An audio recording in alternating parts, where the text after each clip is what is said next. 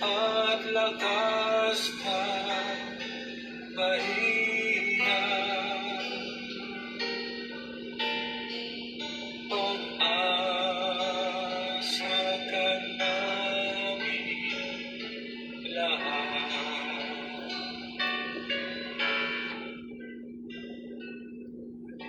Sa ngalan ng Ama at ng Anak at ng Espiritu Santo. Amen. Halina, Espiritu Santo, purihin ang mga Diyos na makapangyarihan sa lahat. Marami pong salamat sa oras na ito na ipinagkakaloob mo upang kami makapagnilay ng iyong mabuting balita.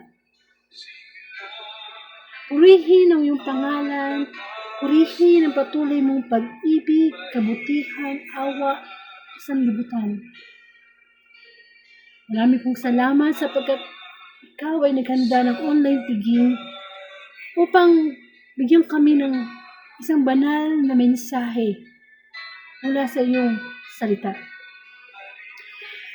Ngunit bago kami magpatuloy, Panginoon, kami lumalapit sa iyo na may kababaang loob, humihingi ng kapatawaran sa aming mga kasalanan, na isip, sabi, at kilos, na naging sanhi ng pagkakasala upang ikaw aming masaktan. Ang iyong bang lingkod ay bigyan mo ng karunungan, kababaan ng loob, discernment, upang sa ganun gamitin mo lamang ako bilang instrumento ng daluyan ng iyong mensahe. Dahil ko, Panginoon, ang bawat isa makarinig ng today's gospel ay mahipo mo ang puso at magkaroon ng kagalingan. Magkaroon ng kagalingan spiritually, Panginoon. Ikaw ay patuloy na kumilos sa mga susunod pang minuto. Ikaw ang maitaas at mabigyan ng parangal.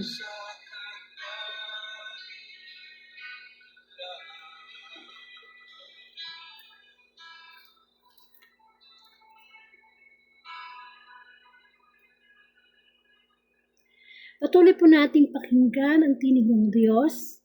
Bigyan po natin siya ng papuri sa pamamagitan ng pakikinig ng kanyang mabuting balita. Hallelujah, hallelujah, hallelujah. Purihin ka mong Diyos na makapangyarihan sa lahat. Hallelujah, hallelujah, hallelujah.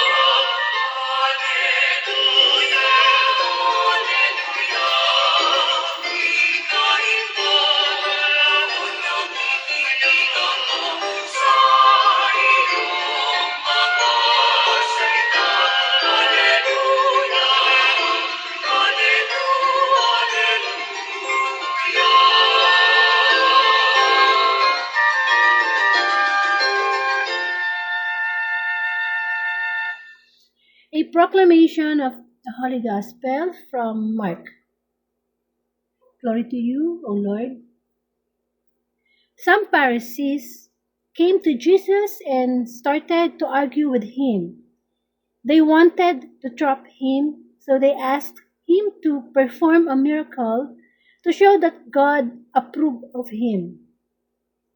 But Jesus gave a deep groan and said, "Why do the people of this day ask for a miracle? No, I tell you, no such proof will be given to these people." He left them, got back into the boat, and started across to the other side of the lake. Brothers and sisters, the gospel of the Lord. Glory to you, Jesus Christ. Amen. So welcome po sa Word of God, Daily Gospel, na kung saan ang layunin ng Facebook Live na ito ay palaganap ang mabuting balita through social media. At ito po ay nagsimula noong 2019 at purihin ng Diyos, pasalamatan ng Diyos, sapagkat hanggang sa mga oras na ito ay ginagamit pa rin niya ang Facebook Live upang sa ganon ay makapaghatid ng mabuting balita everyday. Hindi lang po Sunday, no? Kamukha kahapon, Sunday. Huwag po tayo masatisfy na every Sunday lang tayo nakakarinig ng salita ng Diyos. Napakahalaga pong mapakinggan ito natin palagi. Dahil ito ang magpapagbibigay sa atin ng pag-asa, ng kagalingan sa ating mga spiritual na sakit. Kasi ang totoo naman po talaga nating problema sa mundo ay yung everyday spiritual battle between good and evil.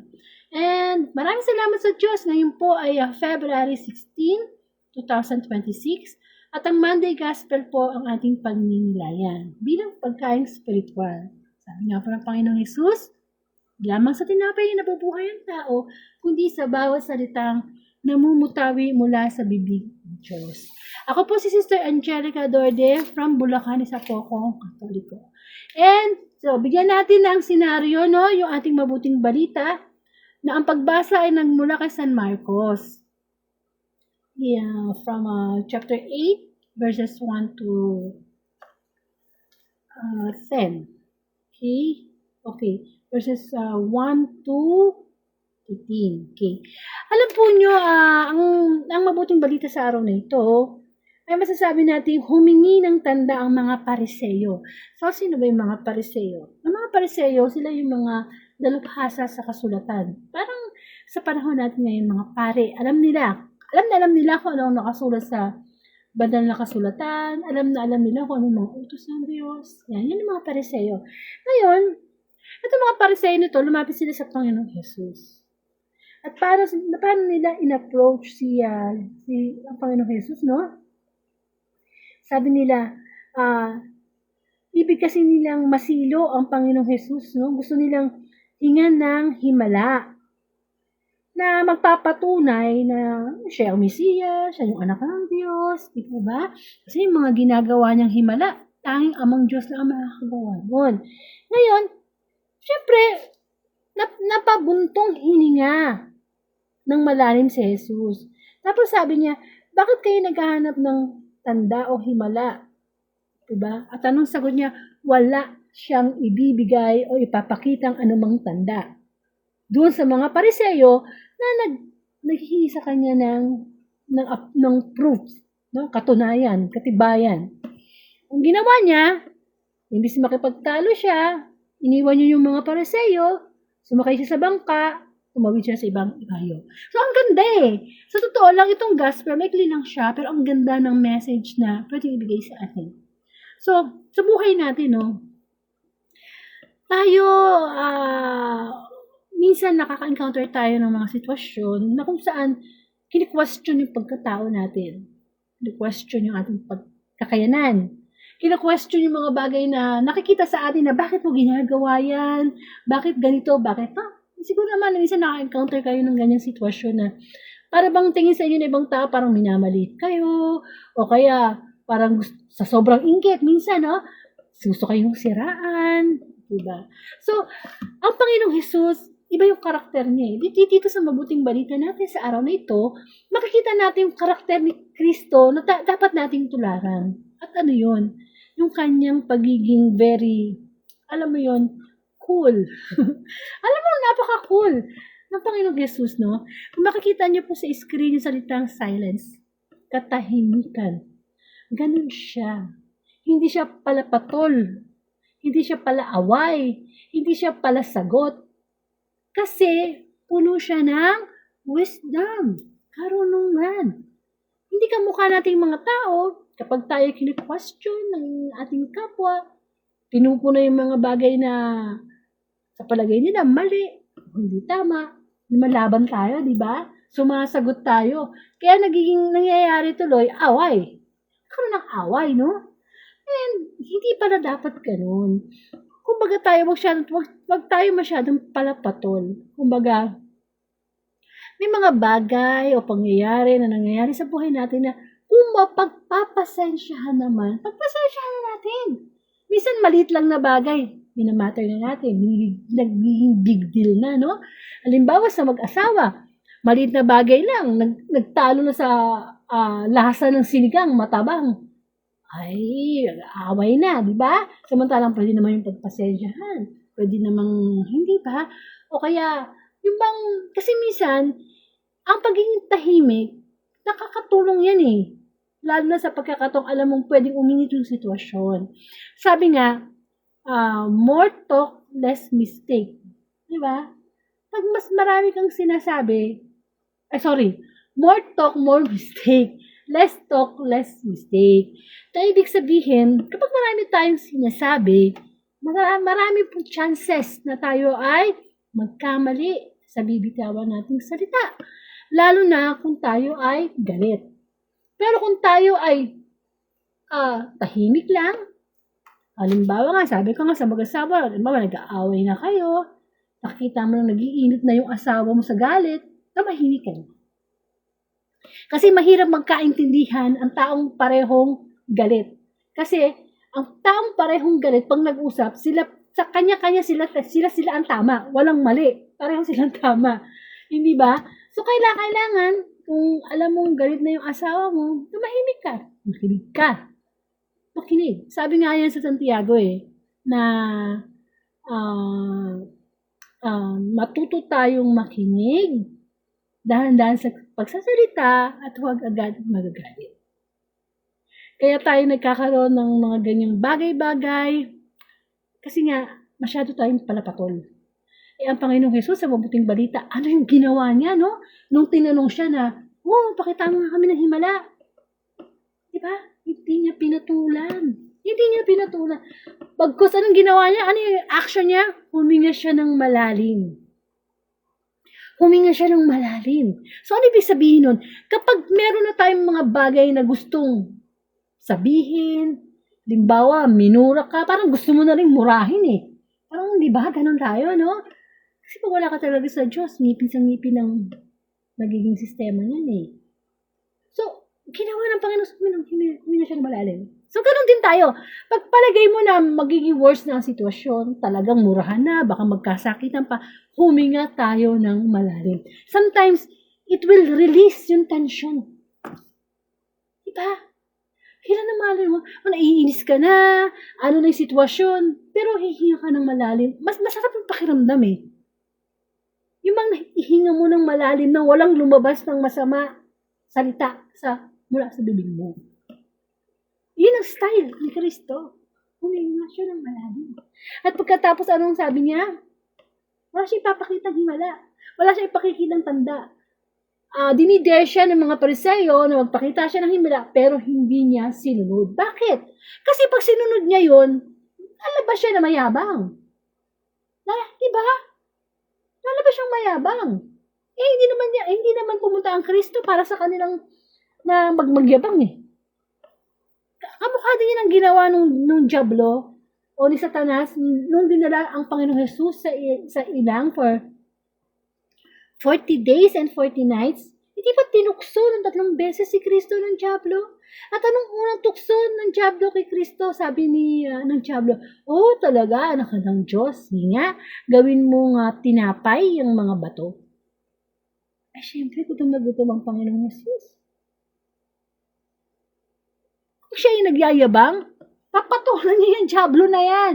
Aba, sige, tingnan mo yan, gagawin ko ng tinapay yung bato, di ba, anak ako ng Diyos? Hindi pinatulan ni Kristo. So, sa mga ganitong sitwasyon na meron nang de-dare sa'yo, may nang mamalit sa'yo, meron parang gusto umaway sa'yo, naiinit sa'yo, dalawa, Dalawa ang pwede nating gawin. Una, ang ginawa ni Kristo, pagtahimik lamang. Hindi ba? Hindi niya pinatulan. Pangalawa, yung bang, kung magsasalita man tayo, yung ibibitawan nating salita, ay is, yung malaman in a way na maka-Diyos. Kamukha na sabi nga ni Kristo, hindi lang sa tinapay na bubuhay ang tao, kundi sa bawat salitang namumutawi mula sa bibig ng Diyos. Di wala nang nagawa ng Diablo, no? Hindi niya natukso na gawing tinapay yung buto. Ganon tayo minsan eh. Dahil sa sobrang nating galit, pag nakapagbitaw na tayo ng salita, hindi na natin mabawi yun. Diba? Kaya ang hirap magsalita pag galit eh. Kasi minsan hindi mo naman gusto yung sinasabi mo, out of galit na lang, ma-release mo na lang yung galit mo, wala na sinasabi natin. Ang katahimikan ay karunungan. Hindi porke hindi ka nagsalita, talo ka. Hindi. Hindi ka nagsalita dahil ikaw ay, naninimbang. Patulong ko ba to? Hindi. Minsan, kailangan pa ba natin ibaba yung level natin sa level ng tao na kinakausap natin na gustong sumira sa atin? Di ba hindi? Kasi, pag binaba mo yung level mo doon sa taong nun, parang wala ka na rin pinagkaiba. Kung minura ka nung tao nun at minura mo, wala na kayong pinagkaiba, pareho na lang kayo nagmumurahan. Galit ka, minura ka, minumura mo din.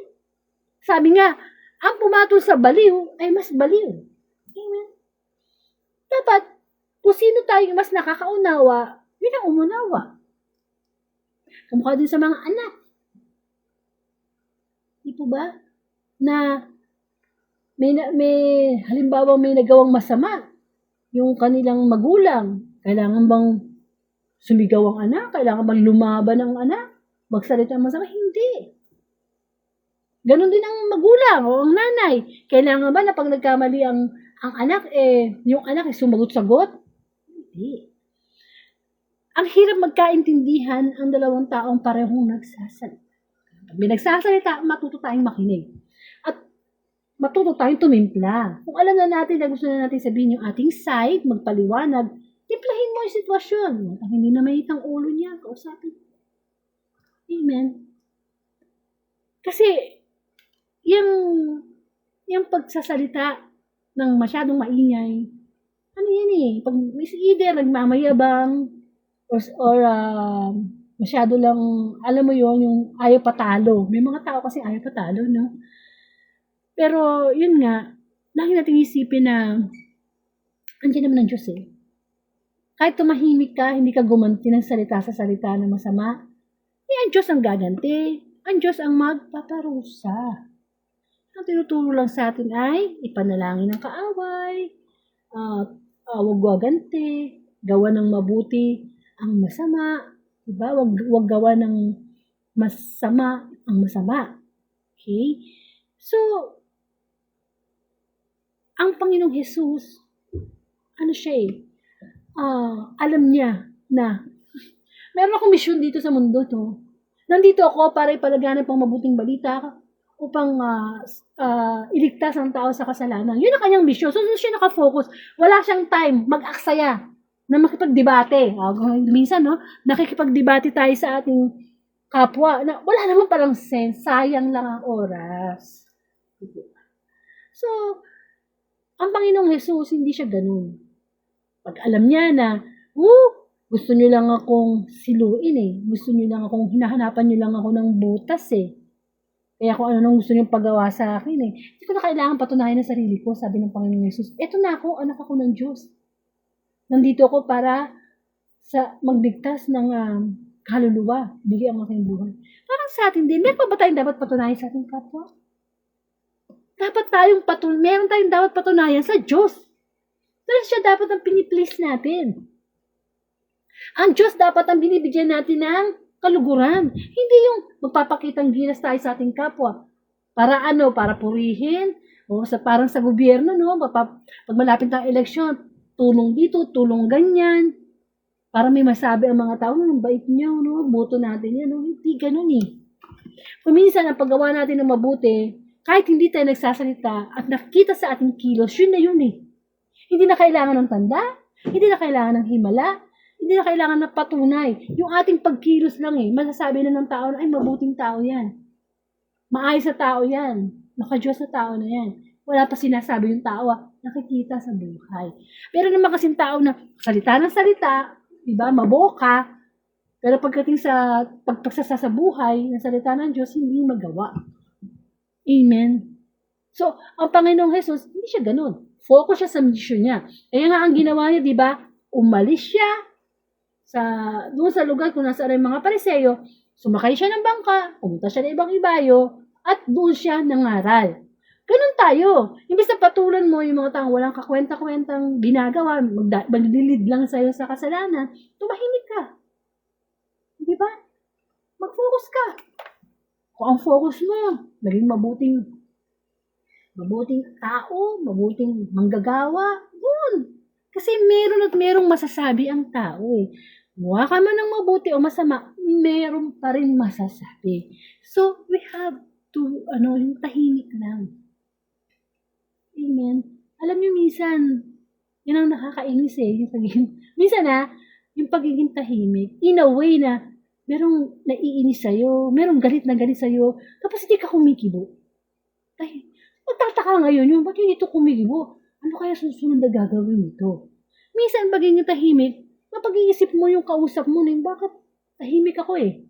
Hindi niya alam kung ano yung move mo. What is your next move? Kumbaga sa chess, hindi niya alam ano ba to? Defensive ba to? Or ano?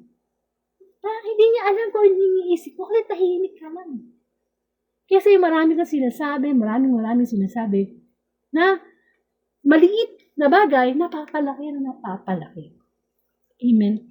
So, kapag meron tayong mga sitwasyon na hinaharap, matuto tayong gayahin ang karakter ni Kristo.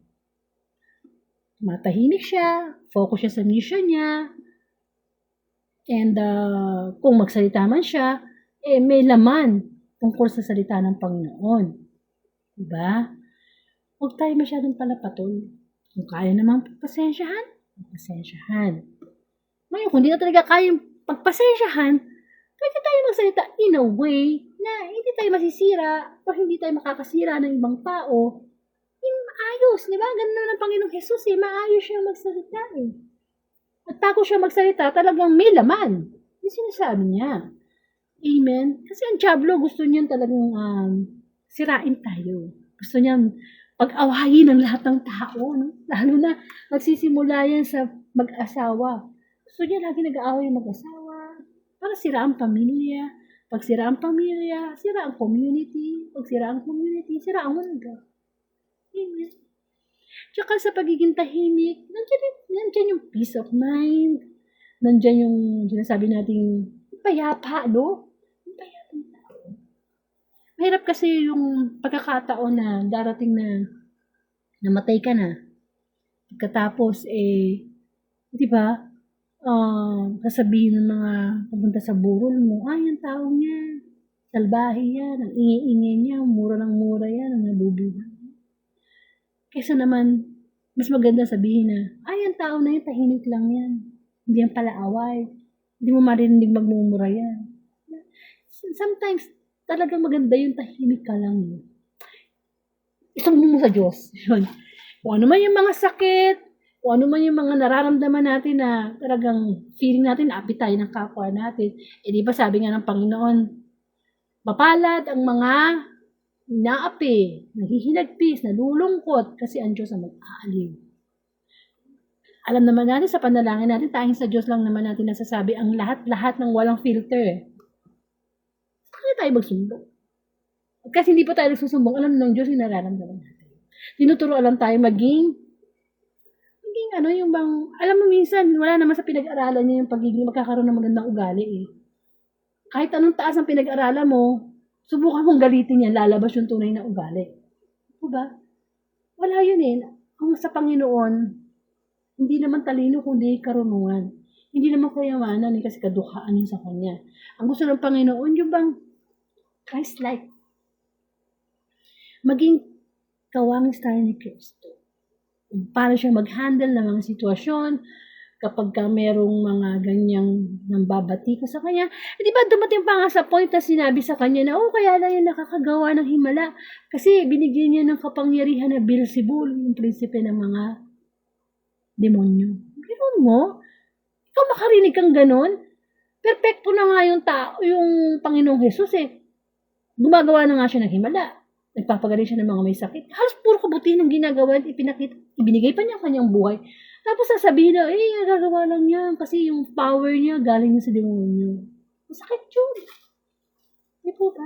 But because walang pride eh. Walang pride kay Kristo. Naiintindihan niya kung bakit nila nasasabi yun. Kasi nga naiinggit. Naiinggit sila. Anay, karpentero, anak na yung Maria na mahirap. Tapos sila nagpakapagod, sa pag-aaral ng nagpakadalubhasa, salita ng Diyos. Pagkatapos, sisikat lang ito. Sisikat lang tong Kristo na to. Na sino to? Parang sa panahon natin ngayon, di ba, social media na, di ba? Mag-post ka dyan. Mag-post ka ng sa social media. Merong like, comment, share. Ay, pagkang nag-comment sa pinost mo ang tao na hindi mo nagustuhan, anong tendency mo? Maganti ka. Kung minsan nga sa comment section pala, ang dami na nag-aaway. Hindi naman sila magkakilala. Yung kanilang vlogger o artista na pinagtatalunan, hindi naman sila kilala. Hindi sila pakain. Pero sila nag-aaway, no? Kaya nga, kung meron tayong nabasang hindi maganda doon sa social media, huwag na tayo mag-comment. Kasi naman magko-comment tayo, tapos pag hindi nagustuhan nung nag-post o hindi nagustuhan ng follower nung nag-post, away na. Hindi po ba? Ganun kasi nang nangyayari ngayon sa atin eh. Sa social media pa lang, nagkakaroon na ng away. Sa messenger pa nga lang eh, sa chat pa nga lang eh. Hindi ba? Nagkakaroon na ng away. Kung alam mo yung nagchat-chat sa'yo, nagagalit na, kini-question na yung pagkatao mo, mahimik ka na, huwag ka na mag-chat back. O kaya, yung mga emoji, di ba? Yung mga smile, yung mga cry, mga galit, angry. Importante din nilalagay yan sa chat pag nag-chat sa messenger. Kasi nagbibigay yan ng emotion. Kasi pag hindi ka naglagay ng mga ganyang emoji yan, yung nagbabasa, magbibigay ng emotion na, siguro galit to. Kasi yung pagsasalita niya, di ba? Ang hirap na, anong ngayon eh, masyado ng high-tech ngayon. Ang away ng tao. Isa sama ng loob na ipopost na sa kanyang Facebook. Nang aaway na. Masyado na nating inabuso yung freedom of speech natin. Amen. So, tahimik lang. Mas maganda yung tahimik ka ng tao. Di ba? Pero, pagdating sa pagsalita ng Diyos, huwag tayong tahimik. Pagdating sa pagmamalaki sa salita ng Diyos, huwag tayong tahimik. Pagmalaki natin ng Panginoon. Kapag nakakarinig tayo ng ganitong mga gawain online, share natin sa ating timeline. Diba? Kumbaga, hindi na tayo nagsasalita eh. Meron ng ibang inassign si Lord dun eh. Kumbaga, gagawin na lang, i-viral na lang natin ang salita ng Diyos. Doon tayo mag-ingay. Yun ang gusto ng Diyos, yung mag-ingay tayo sa pagpapalaganap ng mabuting balita na ipinagmamalaki ang kabutihan ng Diyos. Diyan tayo mag-ingay. Pero kung mag-iingay tayo para siraan ng iba, makapag nakatalikod, kung ano sinasabi natin, ayun ang ayaw ng Panginoon. Kasi wala karunungan dun. Kaanuhan yun. Kumbaga, parang ano yun, pabababain mo yung level mo. Amen. So, nawa ang mabuting balita sa araw na ito ay makapagdulot sa atin ng pagninilay na may mga pagkakataon na talagang kailangan natin tumahimik. Sometimes yung tahimik na lugar, yung heart to heart lang, iba nakakapag-isip tayo. Di ba? Yung parang myself time, yung me time. Parang ako muna, no? Isipin ko muna yung mga nangyayari sa buhay ko. Ano ba? Bakit ganito? Ganyan. Tapos i-consult mo yung care. Amen. Kasi alam na tayo mga tao, masyadong nadalda. Once na magsalita ka ng isang ganitong bagay, pag narinig yun ng kapwa mo at naibalita yun sa iba, minsan dagdag bawas na yan eh. Hindi po ba? Dagdag bawas na yan eh. Hanggang sa dumating na dun sa pinakadulo na iba na istorya. Kaya kung minsan may tinatanong sa'yo, ano pong chismis? Ano pong, tumahimik ka na lang. Hindi. Wala akong alam dyan. Hindi po ba? So, salamat sa Diyos na pinapaalala sa atin na may mga bagay na tahimik lang tayo. Huwag magpapatol. Taong naiinggit, huwag patulan. Kasi may mga tao rin kasi makapalang mukha, no? Kahit sabihan mo na, pangaralan mo na, makinig, no? Huwag na tayo makipag-struggle doon. Sabi nga, ibalato na natin kay Lord. Si Lord ang bahala. So, magkaroon po tayo ng closing prayer. Salamat, Panginoon, sa pagpaalala mo sa amin na may pagkakataon talaga sa aming buhay na kailangan kaming tumahimik. Ang aming puso, ang aming espiritu, pag-connect sa iyo, magpag-usap sa iyo, Lord, sa panalangin, upang mabatid namin na imbis na patulan namin ang aming kapwang gumagawa ng masama, ay mas kaawaan namin sila sapagkat nasa stage sila ng spiritual na sakit. Kamukha ng pinagdaanan namin, Lord, nang wala pa kami sa iyo, kami ay masyadong palaban, magagalitin, nagsasalita ng mga hindi maganda. Lord, bigyan mo kami ng katahimikan sa aming buhay, the fruit of the Holy Spirit, the peace of mind, my Lord. Lalo na sa mga taong ngayon ay pinagpipray ko na gusto nilang magsalita ng masama, gumante, pero bigyan mo sila ng karuan, Panginoon, na maging mahinahon at mabatid na ang pagtahimik ay hindi kaduwagan, kundi isang pagpapakita ng isang karunungan. Ama namin sumasalangit ka, sambahin ang ngalan mo. Sa amin ang kaharian mo, sundin ang loob mo dito sa lupa para nasa langit. Bigyan mo kami ng aming kakanin sa araw-araw at patawarin mo kami sa aming mga sala para na ang pagpapatawad namin sa nagkakasala sa amin. Huwag mo kami pahinto sa tukso. Yadya mo kami sa masama sa mga Ama at sa Anak ng Espiritu Santo. Amen. Amen. So marami pong salamat. Ang pinakinggan po natin ay ang mensahe ng Panginoon. At pakishare nyo lang po itong February 16, Monday Gospel sa inyong timeline bilang pagsunod sa ating misyon sa pagpapalaganap ng mabuting balita. Mag-ingay tayo sa social media sa pamamagitan ng pagpapalaganap ng mabuting balita. At maging tahimik tayo sa mga bagay na alam nating magdudulot sa atin ng kasalanan. Amen. So maraming salamat. Ipagkakaloob ni Lord ng February 17, 2026, Tuesday Gospel. Muli sama-sama tayong magnilay sa salita ng Diyos online. To God be the glory.